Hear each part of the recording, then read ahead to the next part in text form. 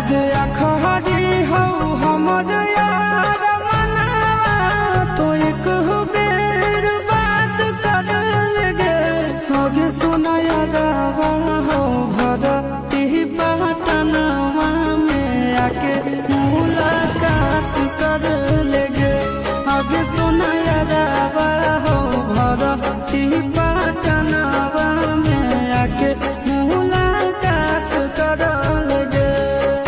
आगे चली जाइबौ छोड़ी के दुनिया